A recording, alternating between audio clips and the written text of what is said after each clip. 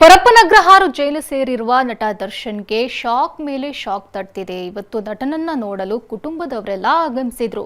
ಇವರ ಜೊತೆಗೆ ಆಪ್ತ ಧನ್ವೀರ್ ಕೂಡ ಬಂದಿದ್ದು ಹಲವು ಚರ್ಚೆಗೆ ಕಾರಣವಾಗಿತ್ತು.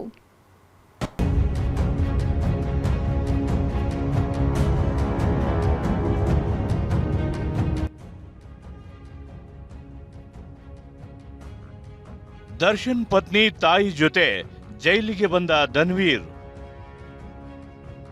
ಜೈಲಿನಲ್ಲಿ ಅಣ್ತಮ್ಮ ಭೇಟಿ, ಮನಸ್ತಾಪಕ್ಕೆ ಬಿತ್ತ ಬ್ರೇಕ್.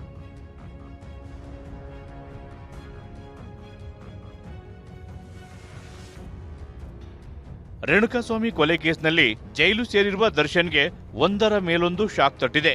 ಈ ಮಧ್ಯೆ ಇವತ್ತು ದರ್ಶನ್ ತಾಯಿ ಮೀನಾ, ಪತ್ನಿ ವಿಜಯಲಕ್ಷ್ಮಿ ಮತ್ತು ಸ್ನೇಹಿತ ಧನ್ವೀರ್ ಪರಪ್ಪನ ಅಗ್ರಹಾರ ಜೈಲಿಗೆ ಆಗಮಿಸಿ ದರ್ಶನ್ ಜೊತೆ ಮಾತನಾಡಿದರು.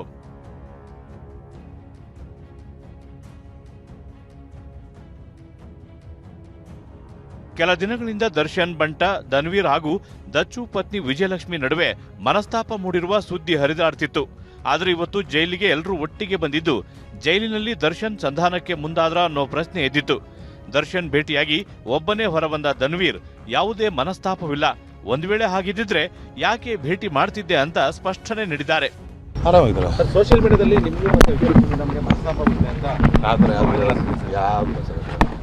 ಏನು ಹೇಳಿದ್ರು ಸರ್? ದರ್ಶನ್ ಆರಾಮಾಗಿದ್ದಾರೆ, ಏನಿಲ್ಲ ಮಾತುಕತೆ. ಈ ಮನಸ್ತಾಪಗಳ ಬಗ್ಗೆ ಸಾಕಷ್ಟು ಇದಿದೆ ಸರ್ ಸೋಷಿಯಲ್ ಮೀಡಿಯಾದಲ್ಲಿ. ಹೇಳಿದವ್ರನ್ನ ಕರ್ಕೊಂಡು ಮುಂದೆ ನಿಲ್ಲಿಸಿ ಸರ್, ಅವ್ರ ಮುಂದೆ ಮಾತಾಡೋದು. ಯಾವುದೇ ರೀತಿಯ ಮನಸ್ತಾಪ.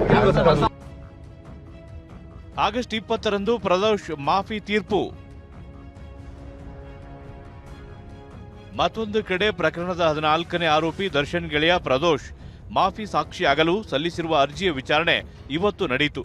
ಮಾಫಿ ಸಾಕ್ಷಿ ಅರ್ಜಿ ಸಲ್ಲಿಕೆಯ ಬಗ್ಗೆ ಮತ್ತೊಮ್ಮೆ ಪ್ರದೋಷ್ನಿಂದ ಸ್ಪಷ್ಟನೆ ಪಡೆದ ನ್ಯಾಯಾಲಯ ಆದೇಶ ಕಾಯ್ದಿರಿಸಿ ಆಗಸ್ಟ್ 20ಕ್ಕೆ ವಿಚಾರಣೆ ಮುಂದೂಡಿದೆ.